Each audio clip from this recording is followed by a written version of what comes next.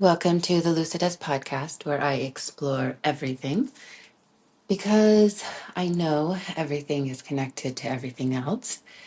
My life shows me that every day if I just pay attention. And also because these words came to me a few years ago. I believe in the infinite, unbounded potential within each of us. And to tap into that, I believe is actually quite simple. To find the tap, I think, can be a little tricky. So, on all of these episodes, my goal is to explore my journey to that inner, infinite, unbounded potential, and all of the wonders and the mysteries, and also the challenges and the difficulties. So today is the day after the summer solstice, and had a lovely gathering last night with friends. And just reminded myself, I believe I was born with a bit of a fiery personality, but I quickly learned that that was not acceptable or appreciated by many people, starting probably some in my family. I think I was, quote, a little too much. And then that moved on to childhood of being bullied. And again, learning that being little and small and unseen and quiet, the wallflower was a much safer place. And then I learned to acquiesce and become part of a society that adored me but did not know me. So when I decided that that was going to kill me, and I'm not saying anything new here, um, I guess that's it. And that's what's interesting is the longer I'm on this journey, the more I realize it's an age-old journey. It's all been said before. It's all been said before. Every morning, every evening when I sit and do my meditation, and I listen to the teachings of through Vipassana, through Buddha, 2000 plus whatever years ago, right? Same thing, same story, new millennia. So what I share here are nothing new, nothing new. And yet, for me, it's never been expressed in the way I can express it. It's never been heard by the ears that you hear with. And it's never echoed back or resounded farther into the cosmos and the universe than it can right now, right here. So this is why I do what I do. Because this is the now and the here. And there's nowhere else to be. In this moment, I realize I'm about to post my 100th podcast. When I began, I was beyond terrified. As I said before, I was huddled under blankets. So it's a big deal for me now to stand here, record some flowers. Some of them are picked wild from a park by my house, and some were purchased at a local grocery store. To stand here and look out the window and ramble off a podcast. I can't say it's better or worse than my first one. I just know this is where my journey is right now. Today is special for me. I'm going to highlight a person in my life. And the reason it's special is because I have had this recording since January of 2022. That is 3.5 years. And it was the first person I ever interviewed. It was a client at the time. It was a client of mine. I was doing energy healing at the time, and it was a client, and we've been working together for quite some time. And her story and her transformation were so inspiring, so beautiful, so touching that I just asked if she would share her story. And she said yes. So we just did. I had no idea what I was doing. We just, both of us, none of us had done anything at all. And we just recorded it. And then I never posted it. And I just kept asking myself, and something in me said, no, no, no, no.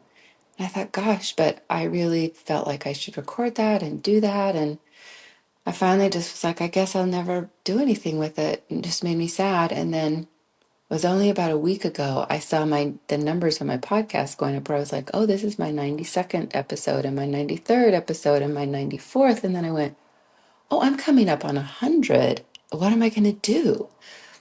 And something in me said, you've already done it. You've already done it. You've got that amazing podcast that you've been wanting to post for 3.5 years, and you're going to celebrate a beautiful woman, two beautiful women that had myself and this other woman that had been working together for a long time and healing many, many issues. And this is what I would say. Anyone that is in energy healing, whether that's receiving or giving, they understand that there's a great deal of reciprocity happening. For me, there was no way that I was going to be able to sit there and be intimately involved in people's healing and not also, be affected by that. Sometimes aversely, but mostly it was all positive. But I think that extends to any kind of therapy. Sometimes I know I'm sitting in front of my therapist and I realize, and she's definitely helping me, but I also realize I've just said something that's kind of rocked her world. And she's like going, whoa, yeah, that's for me. So we're all on this journey together, playing different roles. So when you listen to this podcast, I don't know who's interviewing who, and I don't know who did the healing and who did the receiving. And I think it was all really probably far more reciprocal than any of us understand, or at least than I understand. But maybe I do understand.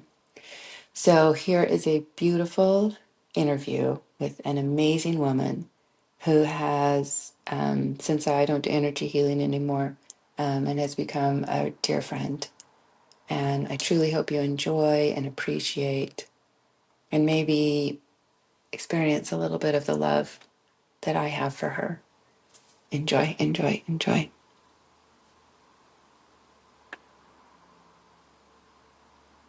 So I will. Let's see. Welcome to the Lucidess podcast, where we explore everything in order to discover our unique strokes of genius. This is episode 2 of Energy Healing, and I have a guest today, Rebecca Withers. Thank you so much for coming today. I'm glad to be here. So I would like to start by getting to know you. Can you tell me, this is the only thing I thought of, so. Okay, I had one thought, and I was like, well, I'm just going to ask these, because then we're just going to see.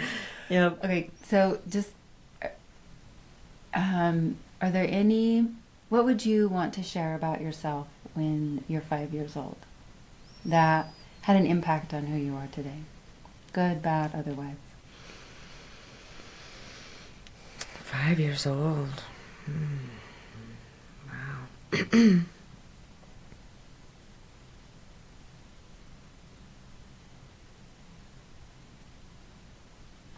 The only thing that comes to mind is that even by the age of 5, I knew not to make my dad angry.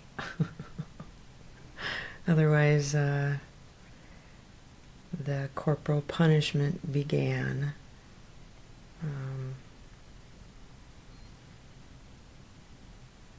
It did make me more aware when I became a mother of how I wanted to raise my own children. So I guess that's probably the biggest impact at the age of 5. Okay. Okay, so now you're 15 years old. What would you like to share about yourself at 15? That brings up a lot of emotion.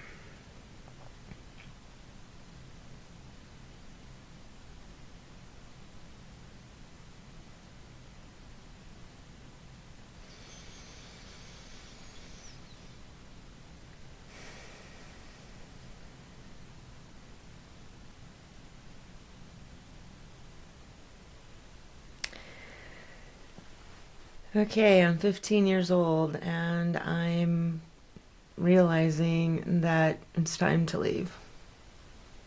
It's time to leave home. It's time to get away from my father.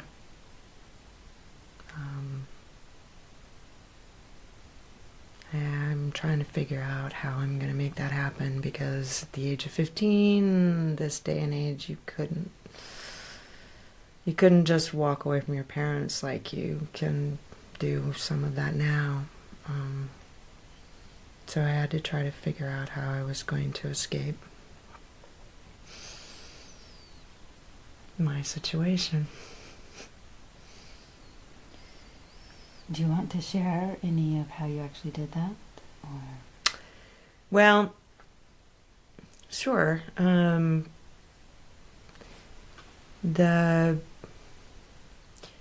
course, you're only 15, even 16. You only have a little bit of information from the world and what your options are. And so, that being said, the fact that my father's love for me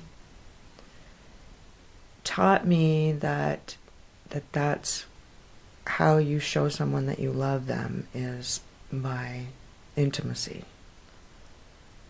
And so it ended up that I went on a path of being intimate with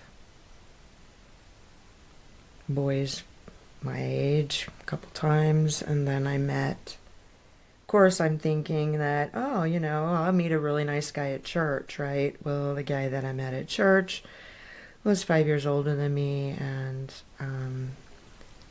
ended up taking me on a different journey. But as it turns out, I ended up getting pregnant, and that's how I escaped. I got married at the age of 16 and moved out. But the man that I was married to, his mother was the sole reason why I was in the predicament in the first place, because she could see that I was manipulable. That's not a word. I was able to be easily manipulated, and long story short, she convinced me and my husband at the time, her son, that the best thing for everyone would be for me to let her adopt the baby and raise the child. And so that's what happened. so you did not raise this child. No, I did not. Are you in touch with this child today? No. I reached out a couple of times through Facebook and different things, but he's chosen to not want to have any information or anything from me, so that's his choice. But I don't know that he knows the whole story. I know for a fact he doesn't know the whole story, but I found out later on that this woman actually died in a car accident when he was 15. And my ex-husband was instrumental in finishing to raise this child and put him through college and everything. And the only reason I found that out is because my sister-in-law, or ex-sister-in-law, was my best friend at the time when I was 16, and that's how I ended up meeting him and the whole scenario. And for whatever reason, she reached out. She saw my name or something on Facebook, and she reached out to me and said, I thought you might want to know some of these things. And as it turns out, not only had his mom passed away, but his half-brothers or whatever, he had a half-brother and a half-sister, they both passed away. But it was his stepmom. Right. So I guess not half, now that you say that. So step-brother, step-sister, both passed. So all three of those, I guess, died within a couple of years of each other. So his grandma was the one that raised him for a while until she died? Correct. And But then his dad took over. right. But to back up just a little to give you a little more information, the pregnancy didn't belong to him. Oh, did he know that? He knew that after the fact. So I didn't even know I was pregnant, but she thought that I was, and then he came home he had been in the Navy, and he and I had been seeing each other on and off, but anyway, he came home from the Navy, we hooked back up again, and then realized that I was pregnant, and so he and his mom both knew that the pregnancy wasn't his, and that's kind of how that transpired, so I missed that piece of the puzzle on the front side, so the child didn't belong to either one of them. But she said, let me raise this child for you. Why not have you and her son raise the child?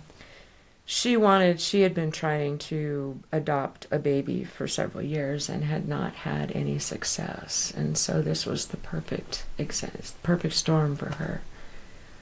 Interesting. Do you know who the father of your son is?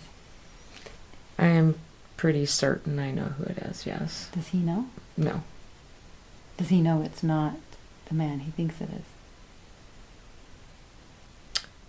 You mean my son Nathan? Does he know? Yeah, does he Who his father is? No, not that I'm aware of, because when I tried to interject that information, I was told that it wasn't relevant and to leave it alone. So no one wanted to know, and so no one got the information.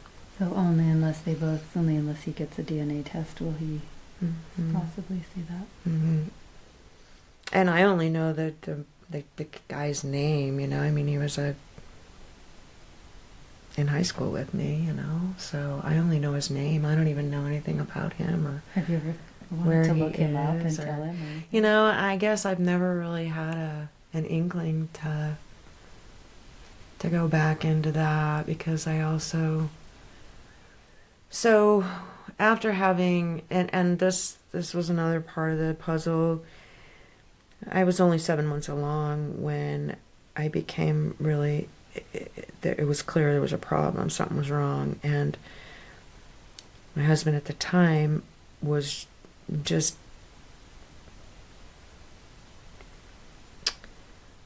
I don't know what he was. He was a person who wanted to be in control of everything and everyone around him. And I wasn't able to perform some intimacy acts and things that he wanted to because I was pregnant. So he went to bed mad the night before.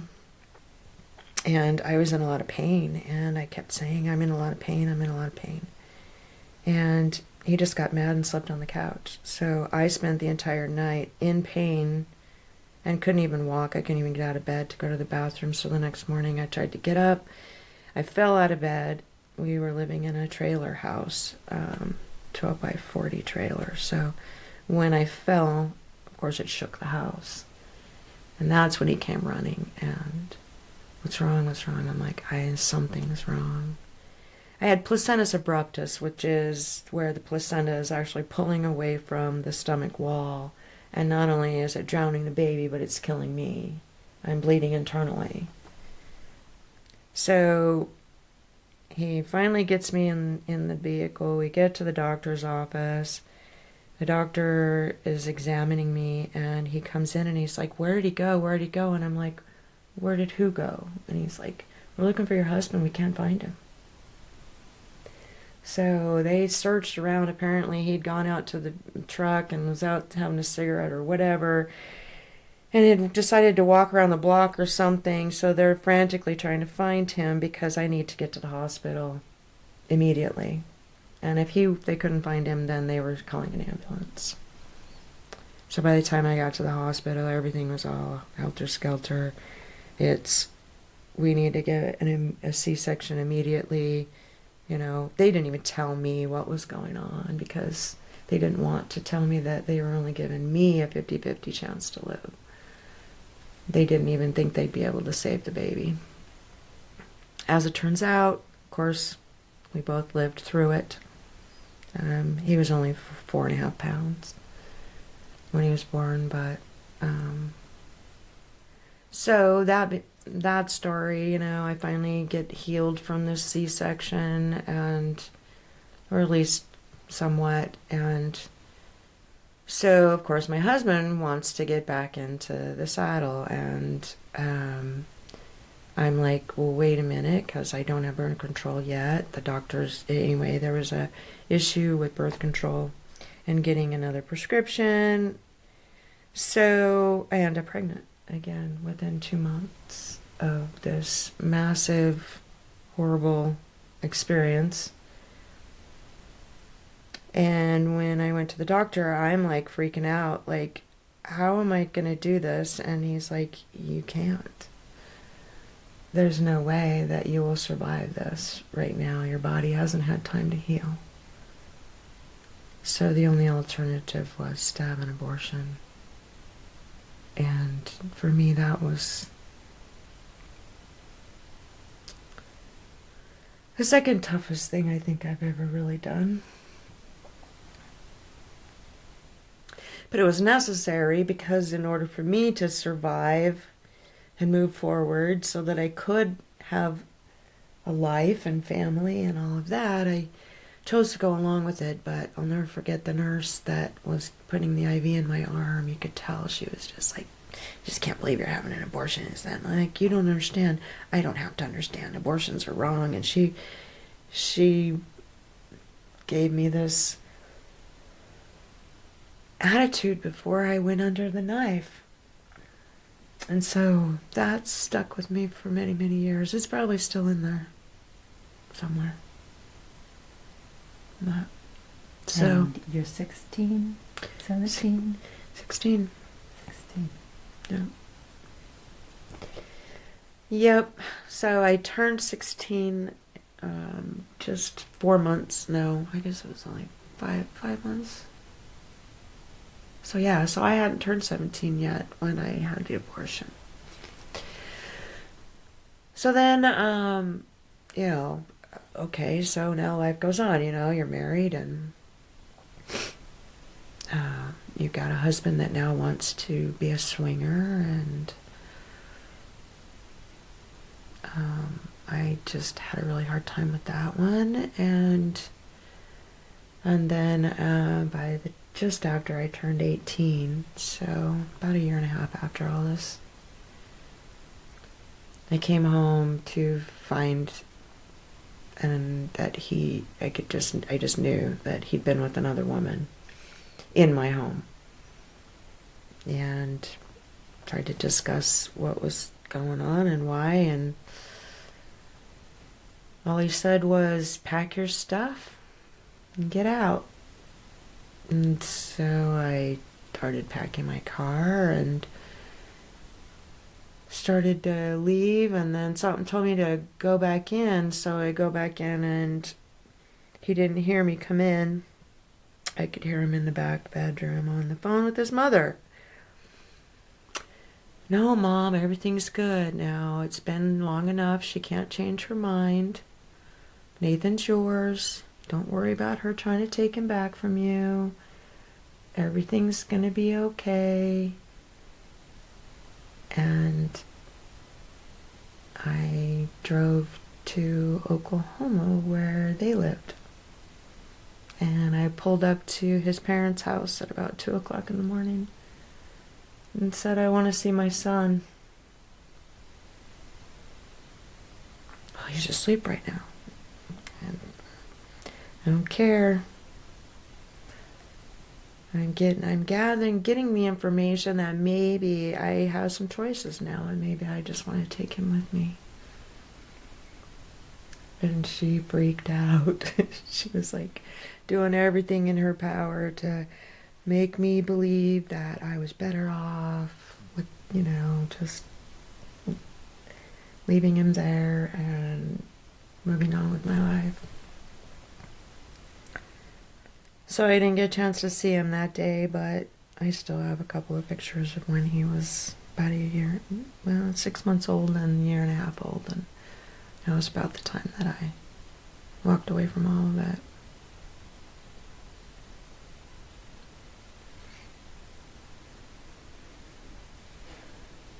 So.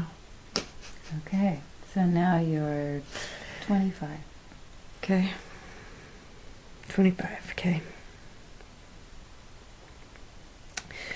I'm 25. Pregnant with my daughter. I just turned 25. And 3 weeks later, 3 weeks, about 3 weeks, a little less than 3 weeks later, she was born. I name her Desiree because Desiree means much wanted child. Mm. And she was much wanted by then. And the only problem with this one is that her father is extremely abusive.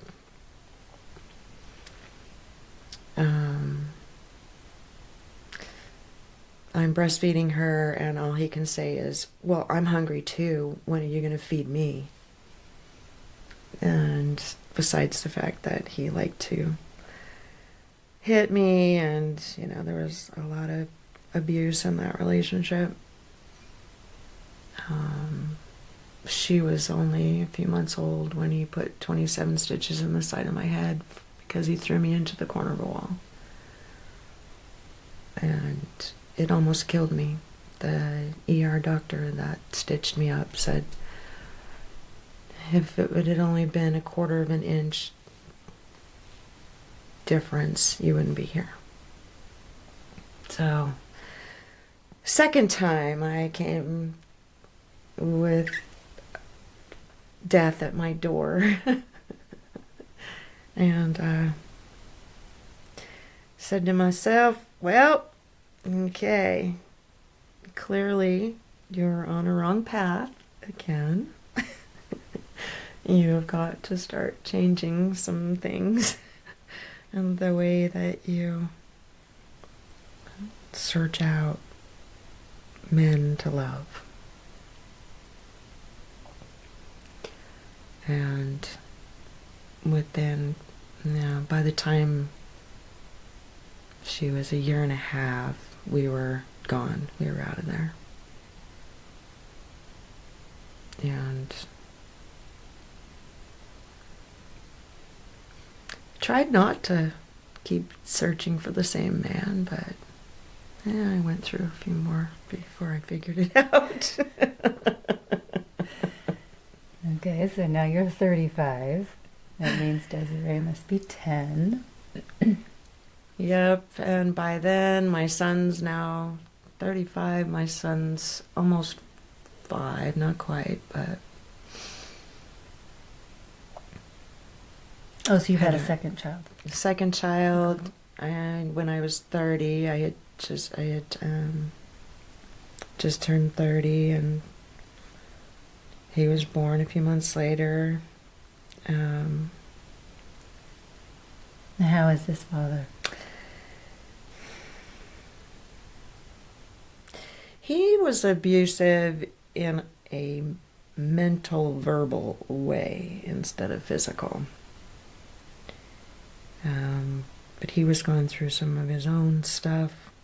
He got injured on the job, and they couldn't figure out what was wrong with him, and so they kept trying to tell him it was all in his head. And so he was an angry individual because of that. And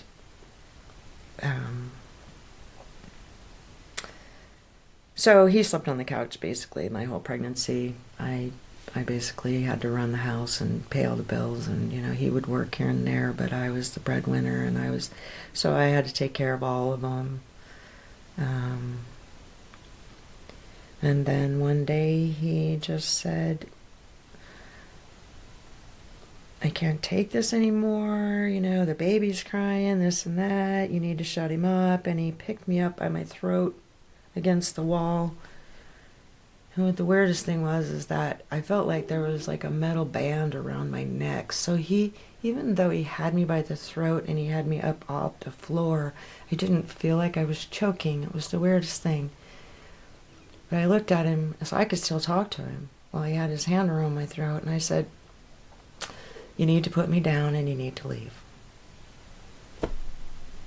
And he's like, "Yep. I knew that I should never put my hands on you because of what you'd been through in the past, and that I knew that if I put my hands on you, you would make me leave." So he left.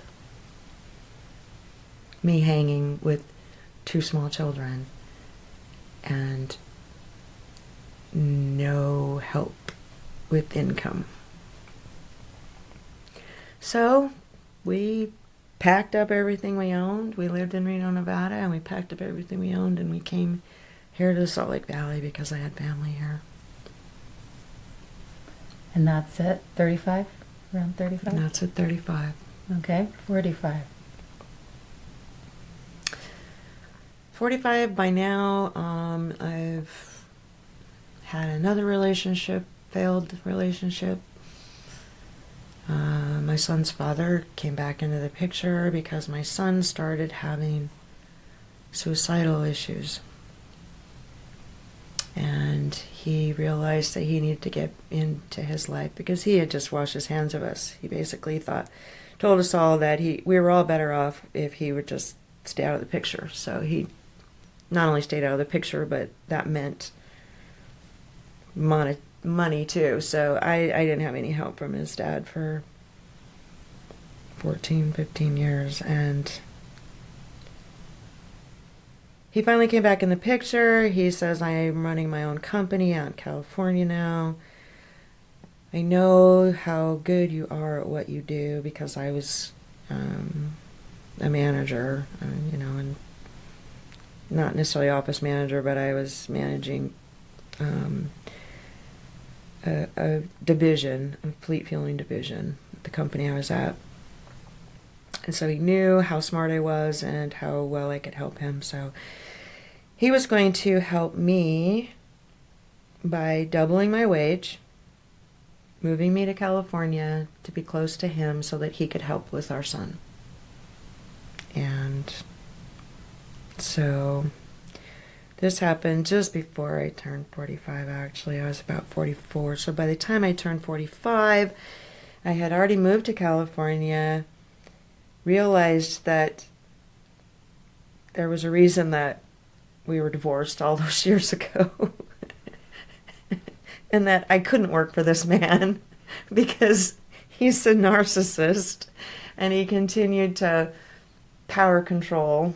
And, you're going to do what I tell you to do. And I have a hard time with that now after all of these failed relationships throughout my life. Now I get to decide what happens to me. And so on my 45th birthday, I drove myself to Santa Cruz and spent the night there all by myself, walking the boardwalk, doing the shops, just trying to get a better handle on my life. And my son had also gone through some stuff. He had to go through some dark night of his soul. I had to put him in a lockdown facility for a week because of his suicidal tendencies. So when he came back home, which meant my home, he didn't feel like he wanted to be there anymore because I had too many rules. My rules were you needed to be in bed by 10 and take out the garbage. Those were tough rules to live by, and so he decided he was going to go live with his dad. So by the time my 45th birthday, he had decided to go live with his dad. So I'm home alone, feeling sorry for myself. Where do I go from here? And this is about the time a friend of mine introduced me to the movie called The Secret. And so I actually watched that movie every single night after work for 6 months. And my daughter called me up and said, "You're going to be a grandma." And I said, I'm getting too far ahead of myself. Are we to 55? Are we back to the next? Well, no, actually, it was about 48. I had just turned 48 when my daughter said, "You're going to be a grandma." And I said, "I'm coming home. And I'm not going to be the Disneyland grandma." I got a hold of my son. I said, "I'm moving back to Utah. Do you want to come with me?" By this time, he was out with his girlfriend. He said no, but thank you for asking. And so I moved back to Utah in November of 2008. Okay, so now you're 55. Now I'm 55. 55. 55. What year does that make it? That makes it 2015.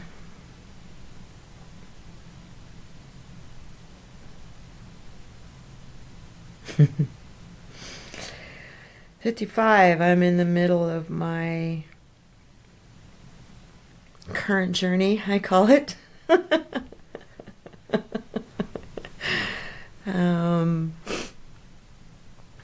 Because when I turned 50 was when the health issues really manifested big time. I just started having a lot of health problems. I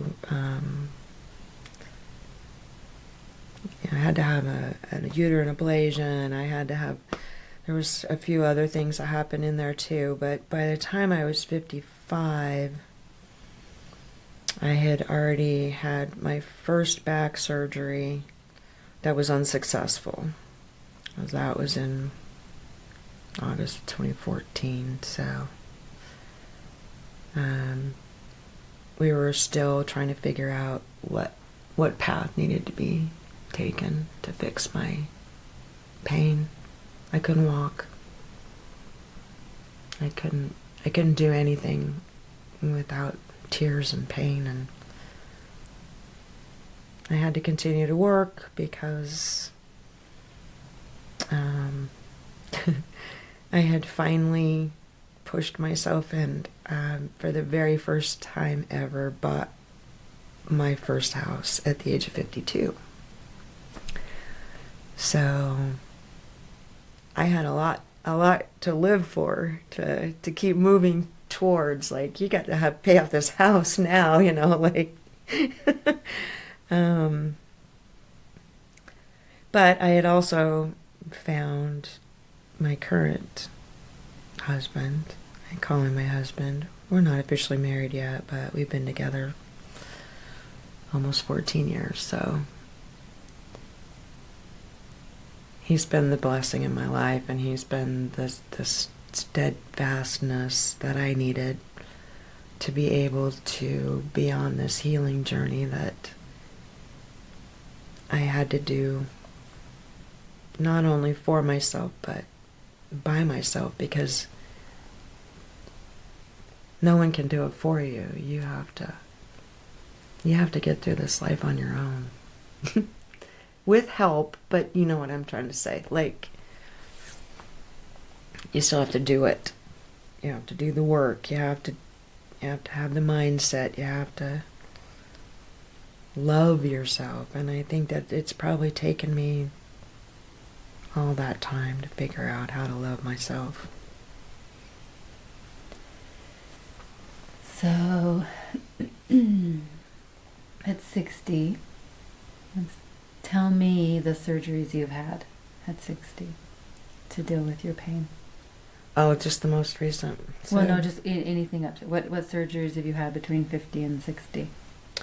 So, between 50 and 60, I have had a uterine ablation because the endometriosis and all the problems, because my son was also a C-section. And that doctor told me when I had that C-section that I would never survive another pregnancy, and he made me promise that I would never have another child. So and because of all the mess that was inside there, because of the first placenta abruptus and different things. And so that had to happen. So uterine ablation, and then I had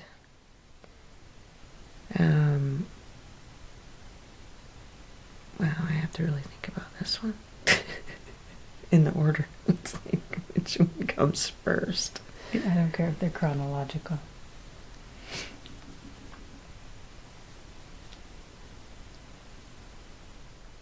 So before the ablation, actually, I had a LEAP procedure, which they went in and they sloughed off the cells, precancerous cells, off my cervix. Then I had the uterine ablation. Then I had the, I went through a lot of chiropractic stuff, and then the first surgery was a laminectomy, then the second back surgery was the first fusion. That's when I started having a lot of the issues down the left side. And then realizing that that still didn't fix everything, the physical therapist pushed me too hard, so I had to have a second fusion, and they had to take everything out and put it all back in and go up a level. So you're fusing vertebrae. Correct. And so the whole bottom half of my back is completely fused. So I have approximately 10 inches of metal and screws that are holding my body upright. But it's all at the base, so the whole bottom level. Does it go through your spine? Is it just attaching the vertebrae to each other? No, it's actually, so it's like a cage. So there's screws into my vertebrae holding this cage, and then they had to go in and scrape all of the bone away from my spinal column. So I don't really have much spine left there. It's just the cage screwed into the spine, holding it away from the spinal column. And then, so after the second fusion, then I had to have 2 total hip replacements because the arthritis that had eaten away my back had also eaten away my hips. And what I'm finding out is that because there was the trauma to that area from the very beginning of my life, that's why the arthritis ate it away, is because it never had an expression. It never had anywhere to go.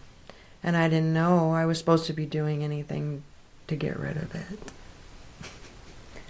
So I just want to allow you to maybe put more words to that, because the people listening can't see the gestures that I just saw. Oh, okay.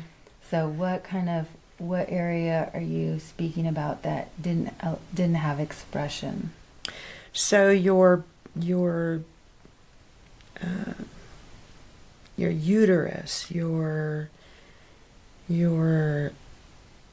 and if anyone knows anything about chakras, your reproductive chakra is, it's not the sacral. What's the orange? What's the orange? You don't know?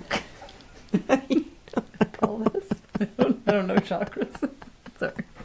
I don't know. Just say the orange. Okay, so the orange chakra. There's an energy healer here that knows nothing about chakras. Okay, so okay, we're cutting that part out. Okay. Okay, so let me think about this. So it's the root chakra. It's because sacral is yellow. Maybe it is the sacral. Third eye, throat, heart. Why can't I remember this? It's because I'm trying to remember it. Anyway, so the area that I'm talking about is the woman's reproductive system. So your pelvis, your uterus, that whole area is sacred, and maybe it is your sacral chakra area. So it's between your pelvis and your belly button. But whenever there's trauma there, the body keeps the score. The body holds that memory. So you can go through all of the psychiatric therapy that you want. All you're addressing is the mind portion of that. There is also an emotional component to that the body holds on to. And when the body doesn't have a chance to release that trauma, it starts destroying the things around it.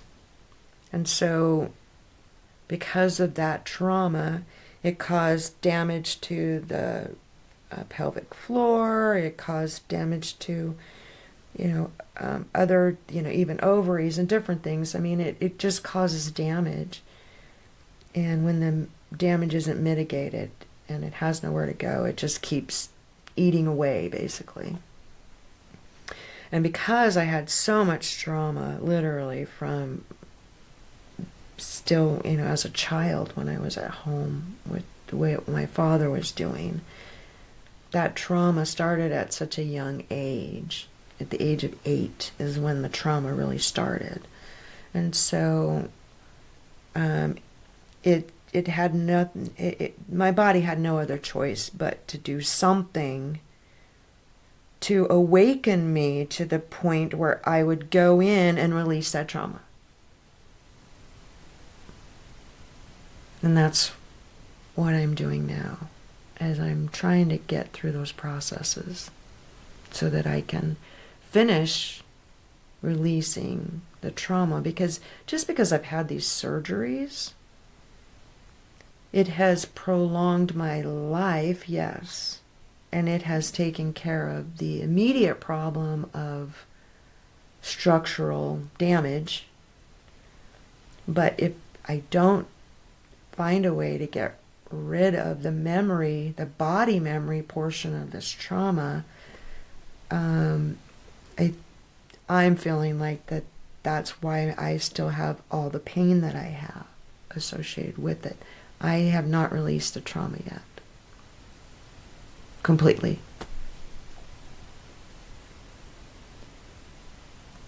So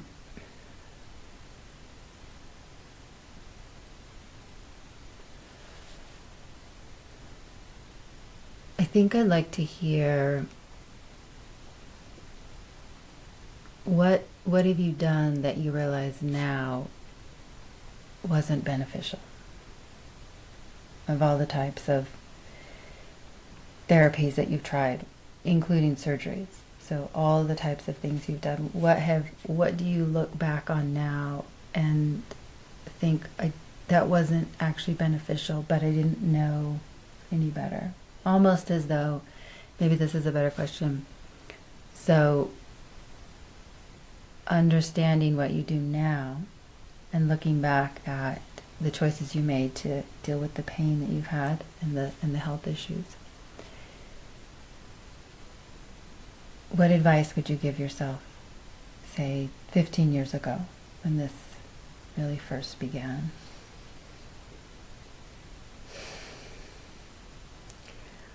I guess one thing I would tell myself is that I am enough.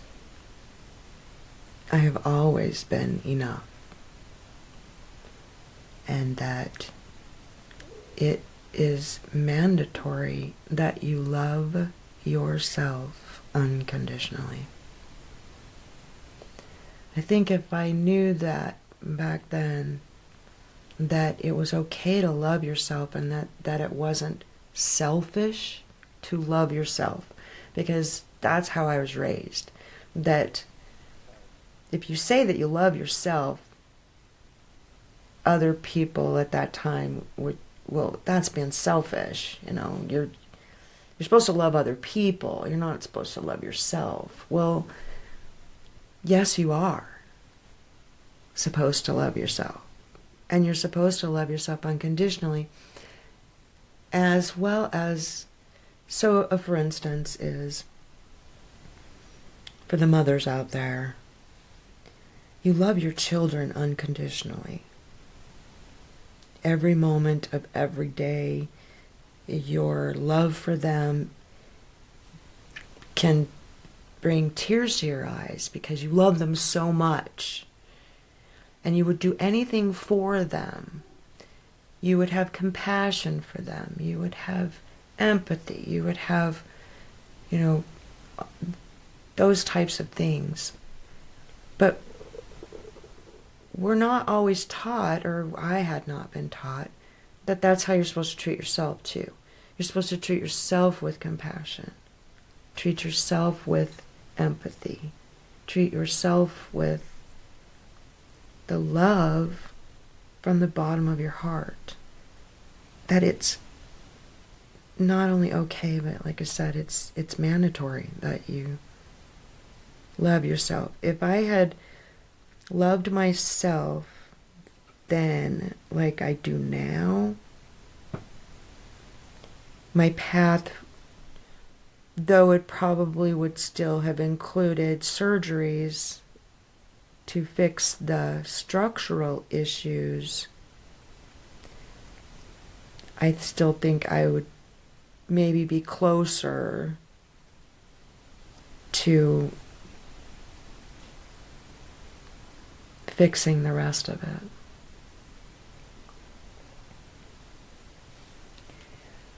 What do you feel you still need to fix or resolve or understand? I wish I knew, and that's the $1 million question. Is that what I know now? There's, because of the pain that I'm still in, and because of the, I know my body is a miraculous thing. I don't know what to, vehicle, and it can heal itself. And so why can't I get rid of the pain that I'm still in? I'm still in all this pain. So I know there must be something that I still need to do. And I've racked my brain. I've, between, meditations and journaling and just listening to others and reading books and looking for knowledge outside of myself, I haven't found it yet. And so I'm realizing that all the answers lie within. I just need to learn to speak inner language. And that's what I'm up against now, is trying to understand the inner language that is directing me towards that fix that I need, that solution, the resolution, the reconciliation, whatever that is. I know is inside, but how do you get it out? That's what I'm trying to figure out. So today, when you consider the therapies, modalities, whatever that you're going to employ in your healing journey, what do you look for? Whether that's a person or a process or a book or... Well, I try to listen to my intuition, and that's another hard part, is because we were, or I was raised, and I can only speak for myself, I wasn't raised thinking that, or let me backtrack. I was raised thinking and believing that God was outside of me somewhere. And so now that I know that God is inside of me, I try to listen from my inner self instead of my ego, because the ego is the one that tells you that everything that you need is outside of you. So I try to allow my intuition to guide me. But when I'm guided towards, say for instance, looking up energy healers on the internet. I was guided to look for energy healers. I scrolled through the list that pops up on Google, and I just as I'm reading the names, come with another intuition. Click on this one, and then read about it, and then it's just a feeling. It's a connection. It's that aha moment that says, this is it, this is the one. And it's the same process with a book or anything else.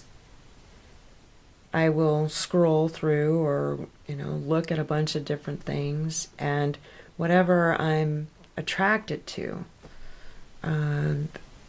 whatever my mind focuses on or my eyes focus on, is usually where I go, and then I back into that process. But I've also learned that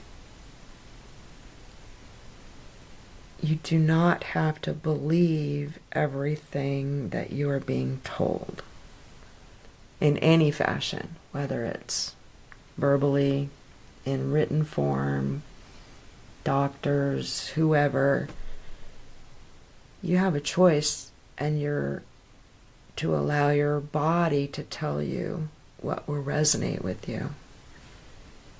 And I'm finding that to be more important. So the first time I meet a new person, I consciously go into my body and feel, what am I feeling? Am I feeling anxious? Am I feeling, a little, like offish? Is the hair standing up on the back of my neck, or am I at peace? Am I, does this feel good? Is this true for me? Is this the person I need to see? So I think it's really important. If I can't express it in a good way, I wish I could express it in a perfect way so everyone hears what I'm trying to say. But the biggest thing that I have learned is that our brain, that we think is our driving force, is only a computer. Our heart and our gut are the places that we should be making our decisions from. We shouldn't let our brain make a decision for us in the ego mode. We should go into our heart or our gut, and what is our heart and gut telling us? Because our body is the best place to make your decisions from when you have, that kind of a decision to make. So, I want to try. So if you were to ask your body right now, what's the best next step on my healing journey? What do you feel? What do you hear?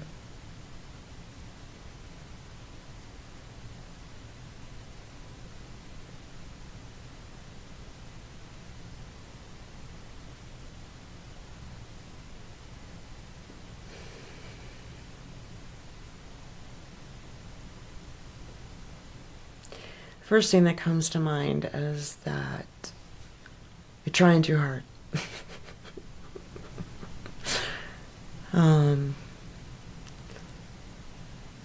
To have faith that you're on the right path, and that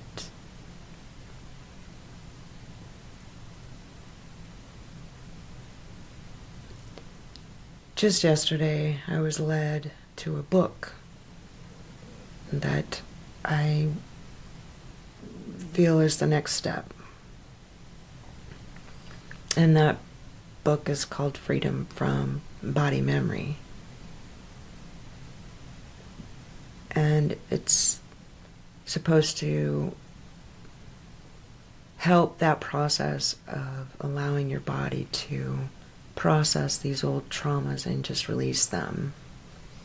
But a lot of that has happened, in some of our sessions as well, where something triggers and it actually does release it. It brings up a memory or whatever and allows you to release it. But so I feel like the book is one of the next steps. But I also want to look into the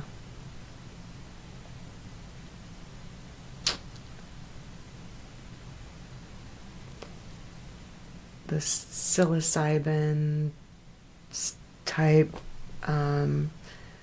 research that they're doing now is that it can actually enlighten people and open up their awareness and their consciousness so that they're able to move forward maybe in a more clarity-driven space. So I know I still would like to look into that. And then I just wonder if you can just kind of sit for a moment and think of right before I asked you the question, and then now, what does it feel like to listen to yourself, to take the time to listen to yourself? How do you feel now?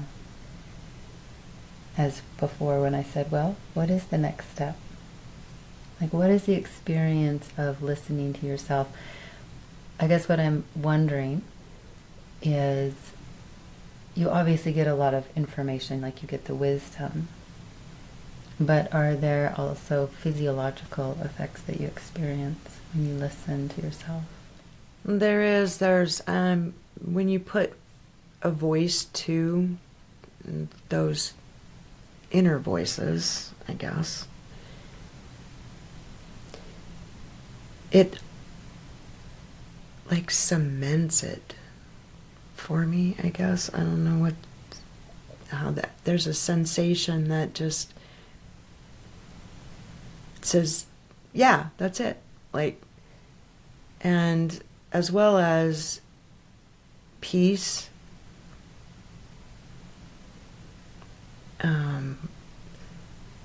and a knowing that I think everyone has had that emotion, but it's a hard emotion to express in words. But it's a knowing in your whole being, every cell of your body. It's a knowing that this is true.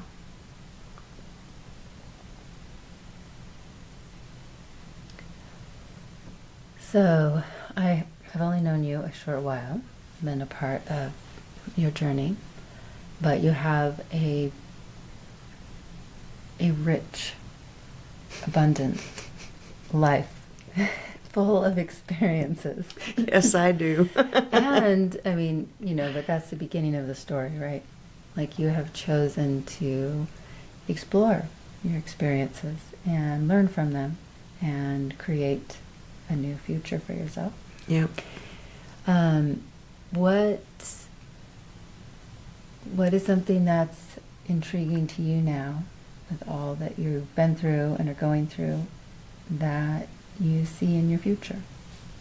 What are some of the things you're starting to see in your future that you possibly never considered? Well, I guess the big one is that there's more for me to do. Clearly, I have more to do, but I haven't allowed myself to dream for so long because I was so wrapped up in just getting through the moment, let alone getting through the day, let alone getting through the week, and before you know it, years go by. Like and it's not like being present, so when you talk about being present in the present moment, and enjoying the process of whatever's unfolding at this moment, my present moments had been so traumatized and so painful and so everything that I basically didn't even realize. I'd stopped dreaming and stopped looking forward, looking to the future. What does the future look like? So now that things are evolving, I guess the intriguing thing for me is that now I realize that there's more for me to accomplish. There's more to my life than what exists in it at this moment. I feel like I need to change employment. Of course, that's scary and fearful and all of those things because I am, so close to retirement age, and it's not like I have, like this huge bank account or anything like that, and I don't have anything to worry about kind of thing. But I do feel like something that I would like to do is to share some of my story and share some of my aha moments, what worked for me, maybe we'll just become co-hosts of podcasts or something, but just that I, there's such a platform out there now, to be a coach, a life coach, or a YouTube blogger or podcast or whatever, There's ways to get your story, your story out there now, and I am feeling a little pulled towards those endeavors. Recently, I've also been thinking about, because of my health journey and because of the disconnect that there is out there in the world between medical procedures and the personal, emotional side of that trauma, somebody needs to marry those things together. And so I've been thinking about that as well. Like, how can I be a liaison for people, and it doesn't matter what kind of surgery. Every surgery is traumatic on the body. And depending on what your journey was before you finally went in to have the surgery, and all that kind of stuff plays into it. But so I guess, to make a long story short, the biggest thing that's intriguing for me is that I feel like dreaming again.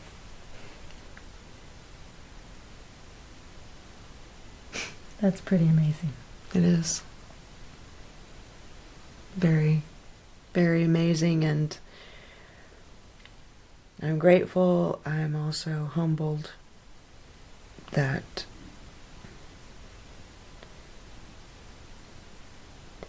I've given myself the opportunity to have something better. And I guess it's all about creating a better version of yourself. So I'd like to go back. What would you like to tell your 5-year-old self?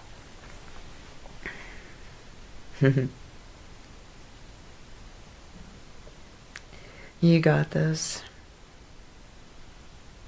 And you're not alone.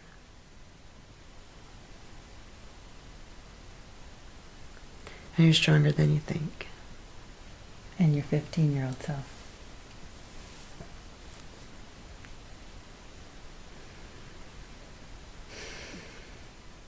You had to go through it.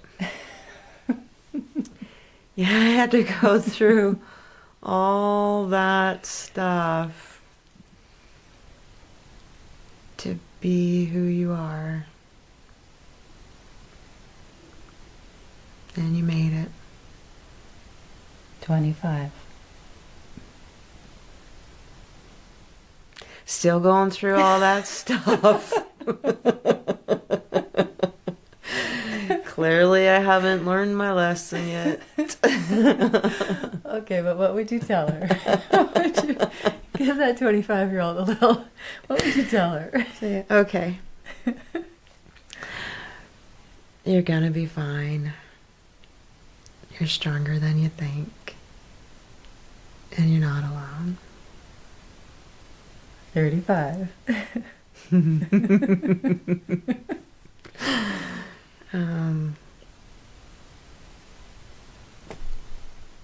See, you made it to 35. You're doing something right.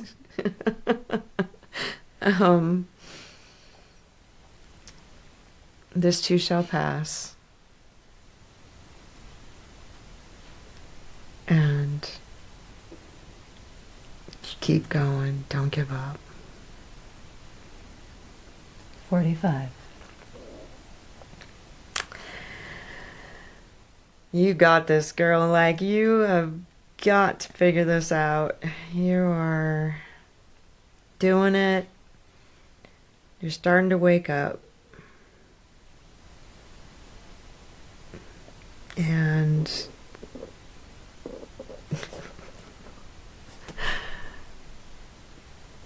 what else?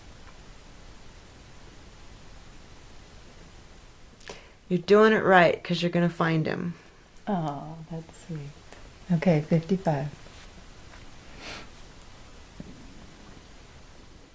Thank God you found him.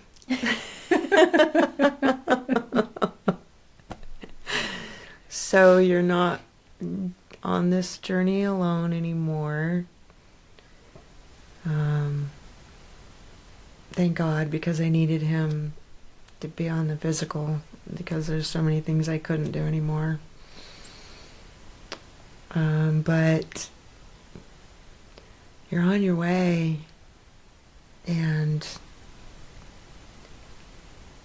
this is probably when I learned about why the rear view mirror is so much smaller than the windshield of your car. Is because you need the wider lens to look forward, and you only look back at the minor or minuscule things or small glimpses of the past. You don't need to look at the past as much, but that there's a whole world ahead of you. And is there one moment in your life that you're most proud of yourself? Most proud of myself.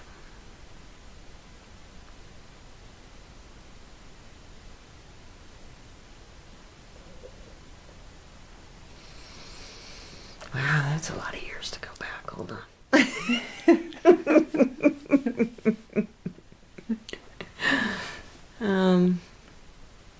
Most proud of myself.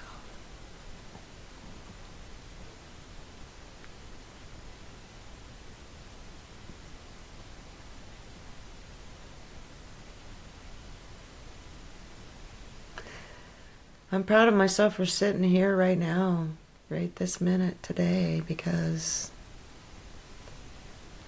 I would never, first of all, have thought that I would be where I am, but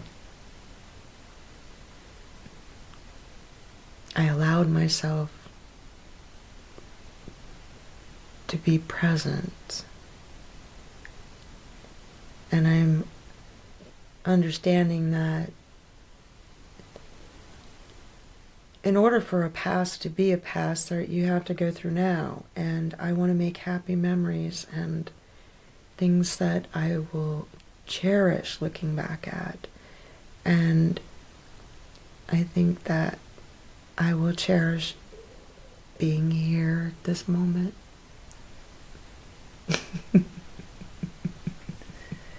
Well, it's certainly been an honor these last few months to support you on your journey. And thank you so much for sharing this beautiful story. I didn't know most of this because, we spend a lot of time cultivating the present. So Right. I actually, so much of this story was new to me. I was like, wow, Like, I have holy no cow. idea. She's still here? Oh my heck. I knew you were remarkable, but it's nice to have the time to let you share that. Thank you. Yeah. No, it's my pleasure. So, any last parting wisdom that you'd like to?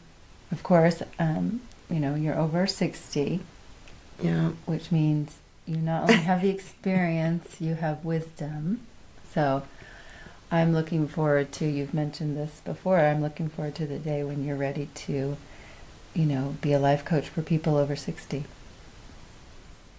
Yeah, and I'm warming up to it a little more and more.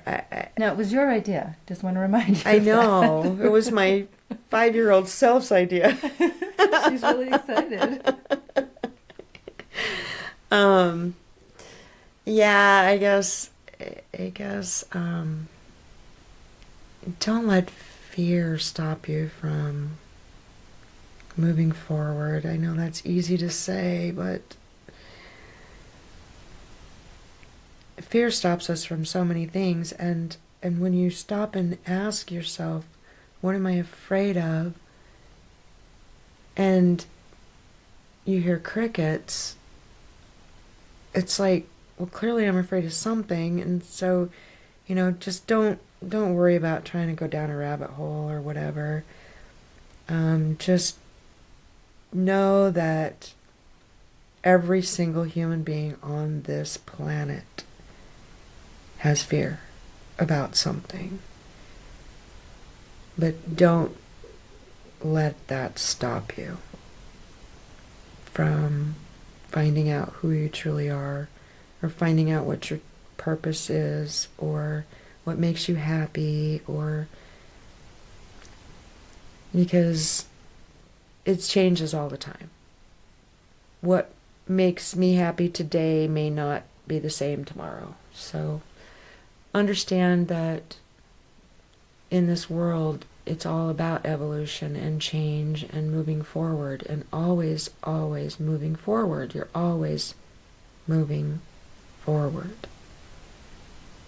And just do your best to take the fear out of that. I'm going to make sure that I transcribe that for myself. Put it on your wall. Okay, well, I'd love to let you end it. If you have a favorite quote or mantra, anything, just whatever's in your heart. You don't have to get the words right. Just what's that favorite? My favorite quote that I forgot. Favorite quote or mantra. And maybe it's not your favorite one. Maybe it's the one you can actually remember. Right? Yeah, exactly. Well, I may not get it exact, but I believe her name was Stephanie Sparkles. And her quote is, I love it when people walk out of the fire carrying buckets for those who are still consumed by the fire. So, I have a couple buckets here. If you need one, I'll bring it. Lovely. Thank you for a wonderful podcast. Good. It was fun. I enjoyed it. You were awesome.